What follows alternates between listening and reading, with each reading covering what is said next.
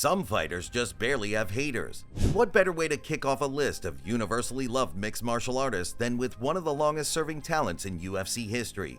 Not only was Jim Miller regarded as a major fan favorite and all-around action fighter during his prime, but as he aged, he managed to carve out a totally different reputation for himself, fighting into his 40s while continuing to score finishes and take-home performance bonuses. He was the only fighter to feature on UFC 100, UFC 200, and most recently UFC 300.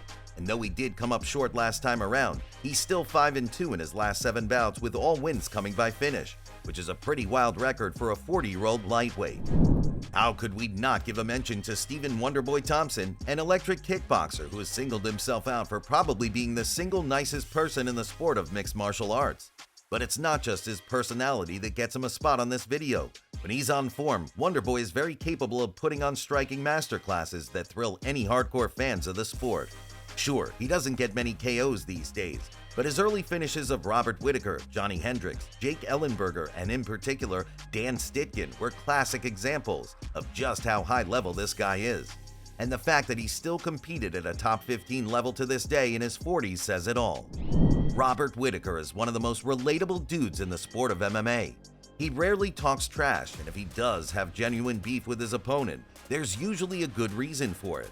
But above all things, Bobby Knuckles is loved for his fighting style, a very well-rounded mix of his bouncing karate style on the feet, where he operates by pot-shotting his opponents at range, as well as his excellent wrestling ability.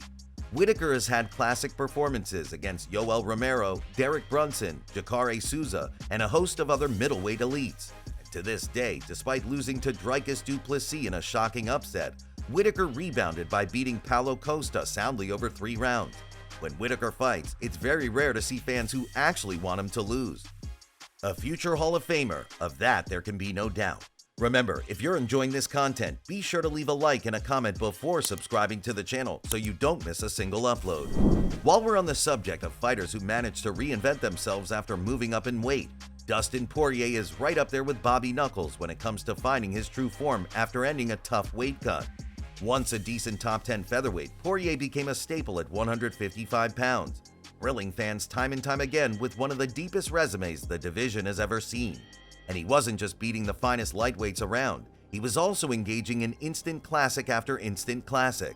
Blessed with a granite chin and excellent boxing, the Diamond is as reliable an action fighter as the sport has right now. And even after getting kicked into oblivion by Justin Gaethje, DP still managed to rebound with a huge finish of Benoit Saint-Denis to firmly double down on his spot in the top 5. Poirier is exactly the type of warrior that the UFC love to promote, and to say he's made the best of his talents would be putting it mildly. Beyond winning UFC gold, you really can't do much better than he has.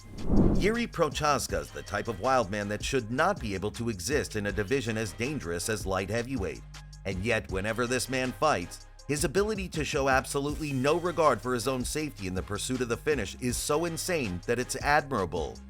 Something tells us that Yuri would be an absolute nightmare to coach for about 99% of trainers out there, but he and his team have seemingly found the perfect way to channel the sheer chaos of what Prochazka does into some truly viable at the elite level.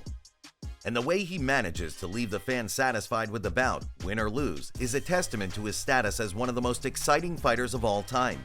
Yuri is truly the closest thing we have in MMA to a legit samurai. Alexander Volkanovski has lost a lot of his momentum in the last 6 months, and even fans of his opponents Islam Makhachev and Ilia Topuria were pretty sympathetic to him after those 2 tough losses. Volk just loves to compete, and he ended up paying for it in a big way this year. But in recent times, watching this featherweight legend going from being seen as Max Holloway's rival to a legitimate fan favorite in his own right has been a real thrill. As one of the most technically advanced strikers to ever do it, Volk in his prime was light years ahead of the competition, even beating guys like Max Holloway and Yair Rodriguez, while giving the great 155-pounder Makhachev the toughest and closest challenge of his career. The future is very uncertain for Volk, there's no denying it, but his status as an octagon legend is already set in stone. Donald Cowboy Cerrone was the most active fighter in the sport during his long and celebrated UFC career, living the martial arts lifestyle to the fullest. Cowboy would spend months on end training with a team of killers out on his ranch, drinking beer and indulging in some extreme sports from time to time. But when his fights actually came around, Cerrone was an absolute dog in there. The owner of one of the best head kicks in the sport's history, with a highlight reel as good as anyone's.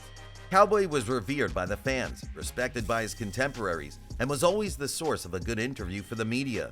Sure, he never won UFC gold, but his career was a real success story. There might not be a more determined action fighter in MMA history than Justin Gaethje. This man entered the UFC on the back of a thrilling run in World Series of Fighting, an unbeaten career that contained a long stint as champion. He then debuted in the world's premier organization with a Fight of the Year winning showdown with Michael Johnson, and he hasn't stopped ever since. With his underwhelming loss to Khabib Nurmagomedov put to one side, every single Justin Gaethje fight has been an unmissable display of grit and determination, or a quick and shocking finish. Let's just hope that the highlight has something left in the tank after UFC 300, but either way, his spot in the Hall of Fame is beyond any doubt now. Speaking of action fighters who always deliver the goods, Charles "Do Bronx" Oliveira had a truly bizarre trajectory towards his current status. Once seen as a wild and meandering featherweight who couldn't be trusted to remain composed under pressure, we watched as Charles slowly matured into the most deadly finisher of all time in the sport. He holds the record for stoppage wins and for submission wins, outreaching all of the competition by quite a large distance. As fans of the sport, it was impossible not to get on board with this incredibly unlikely success story. Once he managed to win the belt against Michael Chandler, watching Do Bronx defend it in back-to-back classics with Dustin Poirier and Justin Gaethje was an incredible sight. He did indeed just lose out to Arman Tsarukyan at UFC 300, but nothing about that performance suggested that Father Time had caught up with this lightweight icon just yet. So who knows, perhaps there will be another chapter before all is said and done.